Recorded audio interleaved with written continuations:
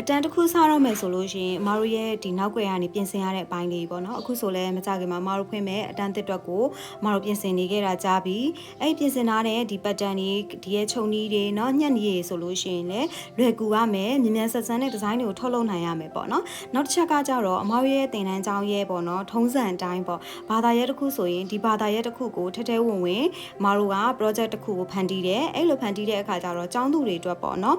ဒီဇိုင်းတွေဆိုတာဒါ technique ပိုင်းကိုပို့ပြီးတော့အားသာတာဖြစ်သွားတယ်အဲ့ဒီလို technique ပိုင်းကိုအားသာသွားတဲ့အတွက်ဘယ်လိုဒီဇိုင်းမျိုးပဲလာ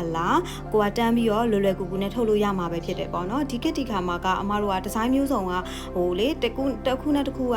နည်းနည်းလေးတွေစီပဲကွာတာဖြစ်တဲ့အခါကျတော့ဒီလိုဒီဇိုင်းတွေကိုနောက်ကိုလိုက်ပြီးတော့အမကိုသင်နေမယ်ဆိုရင်သင်တန်းတွေကပြီးဆုံးတော့မှာမဟုတ်ဘူးပေါ့နော်အဲ့ဒီတော့အမက technique ကိုဦးစားပေးပြီးတော့အမကိုသွားရတယ်ဥပမာဒီဇိုင်းတစ်ခုမှာဆိုရင်ဘယ်လို technique ကိုသုံးမှာလဲเนาะအရင်ရှုပ်ထွေးနေတဲ့ pattern တွေဆိုတာထက်မြန်မြန်ဆန်ဆန်နဲ့အမတို့ရဲ့ pattern တွေကိုထွက်ဖို့အတွက်ကလည်းအရေးကြီးသေးတယ်လေအဲ့လို idea တွေကိုလည်းအမတို့ရဲ့ကျောင်းသူတွေကိုတက်ကျောင်းသူတိုင်းကိုအမတို့ကဒီ idea ဘယ်လိုစဉ်းစားမှာလဲဘယ်လိုထုတ်မှာလဲဟာလားပြီးလို့ရှိရင်အမတို့မြန်မြန်ဆန်ဆန်နဲ့ product တစ်ခုထွက်အောင်လို့ဘယ်လိုအပိုင်းတွေဘယ်လိုအချက်တွေကိုအဓိကထားပြီးတော့ဦးစားပေးပြီးစဉ်းစားမလဲဆိုတဲ့အချက်တွေကစာမတို့တေချာလေးပြပြပေးထားတယ်ကဲဒါဆိုလို့ရှိရင်နောက်ထပ်အတန်းသစ်လေးကဘယ်လိုအတန်းသစ်လေးဖြစ်မလဲဆိုတဲ့အရေးမွက်လေးကိုပြပြီးပြီဆိုတော့အတန်းသစ်မှာဆုံးကြမယ်နော်